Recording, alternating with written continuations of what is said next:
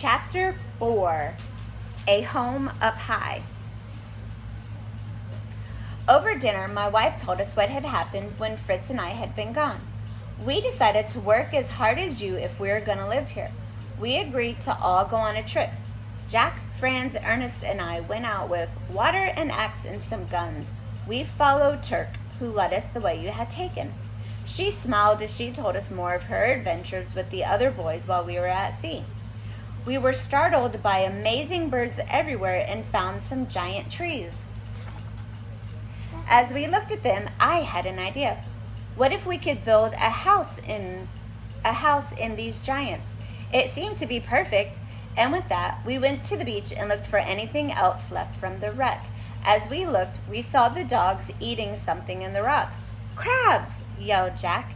"Yes," said my wife, and the dogs also led us to the turtle eggs that we are now eating.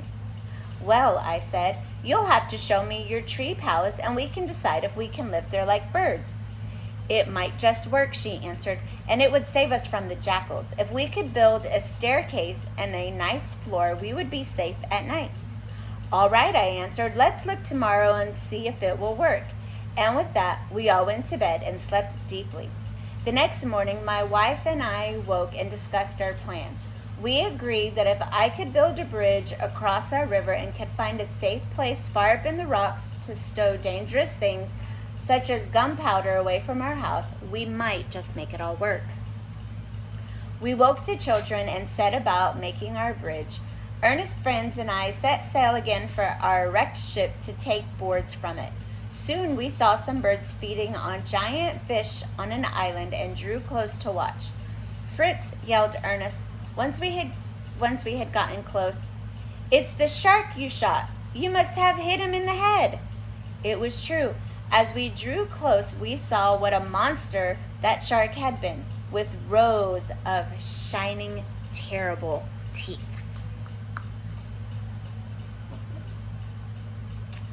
We jumped onto the island and cut off the shark's fin as a prize and found the island there full of boards and beams from the wreck, perfect for our bridge back near our beach. We put these on our boat and headed back.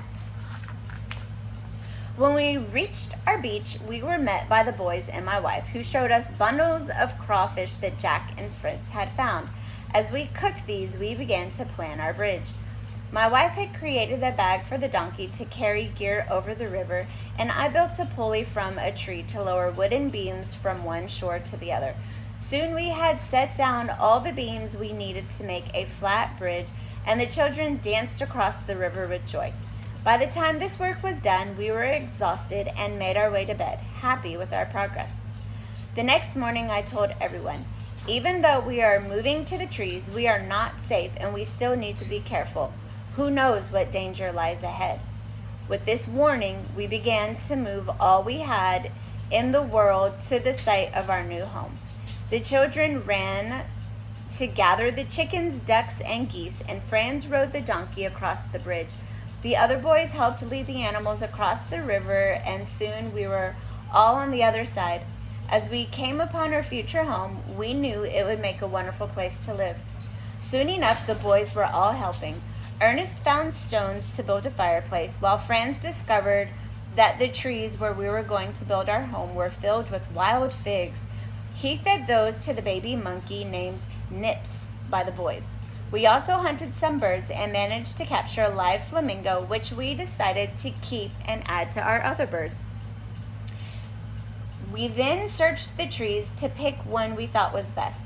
We set out to find bamboo to build platforms because it would be strong and would hold up well in the rain.